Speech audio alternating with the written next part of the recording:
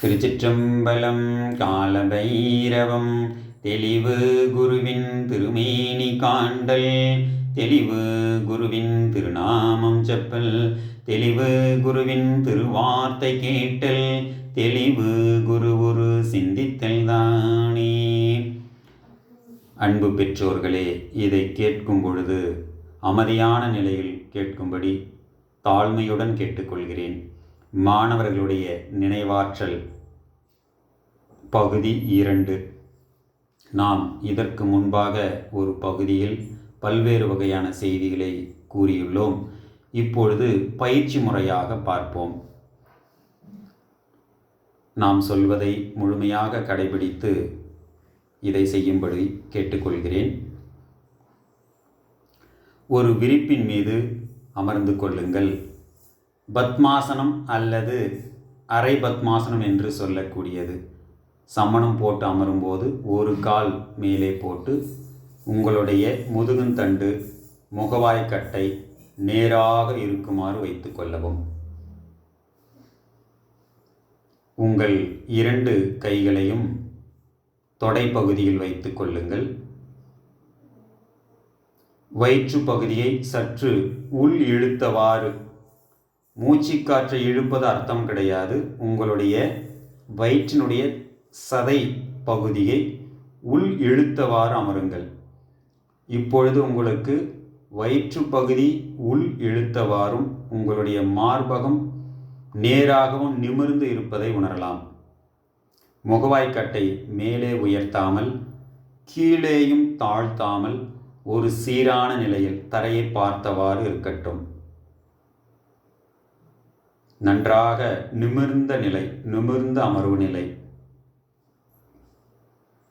இந்த நிலையிலேயே கண்களை லேசாக மூடியவாறு உங்களுடைய இயல்பான மூச்சு ஓட்டத்தில் கவனத்தை செலுத்துங்கள். மூச்சுக்காற்று உள்ளே போவதையும் வெளியே வருவதையும், அது எவ்வாறு வருகின்றதோ எவ்வாறு போகின்றதோ அதை அப்படியே கவனியுங்கள். மூச்சுக்காற்று உள்ளே செல்வதையும் மீண்டும் திரும்புகையில் அது எங்கிருந்து வெளியே வருகின்றது என்பதை முழுமையாக கவனித்தவாறு இந்த பயிற்சியை மேற்கொள்ளவும். வயிற்றினுடைய தசை பகுதி உள் இழுத்தவாறு இருத்தல் அவசியம். அவ்வாறு மீண்டும் சாதாரண நிலைக்கு வந்துவிட்டால் நீங்கள் அதே நிலைக்கு மீண்டும் வயிற்று பகுதியை வைத்துக் கொள்ளுங்கள். உங்களுடைய மார்பு பகுதி நிமிர்ந்தவாறு நேராக இருக்க வேண்டும்.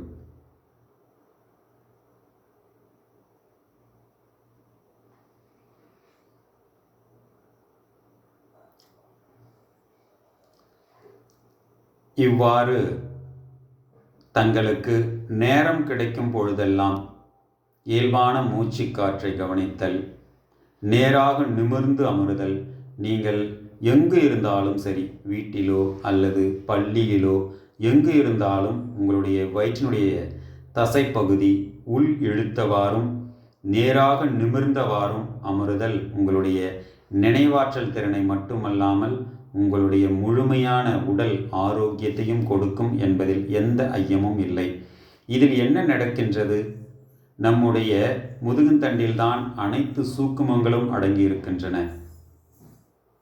ஆதாரங்களை அடிப்படையாக கொண்ட மூலாதாரம் முதல் கொண்டு ஆக்னா வரை, மூலாதாரம், சுவாதிஷ்டானம், மணிப்பூரகம், அநாதகம், விசுத்தி, ஆக்னா என்று சொல்லக்கூடிய 6 ஆதாரங்கள், அதற்கு மேலாக துரியம், சகஸ்திராதாரம் என்று சொல்லக்கூடிய 1000 தாமரை இதழ் கொண்ட பிரம்மரந்திரம் என்று சொல்லக்கூடிய துரிய சக்கரம், அனைத்தும் உங்களுக்கு தேவையான ஆற்றலை கொடுக்கும். இவ்வாறு நீங்கள் நிமிர்ந்து அமர்ந்து கொண்டால்,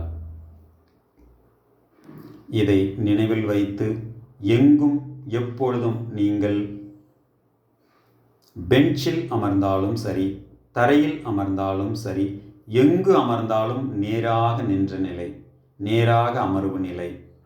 நீங்கள் நடக்கும் பொழுதும் சரி, அமரும் பொழுதும் சரி, முதுகுந்தண்டு நேராக இருக்கிறதா என்பதை சுய பரிசோதனை செய்து கொள்ளுங்கள்.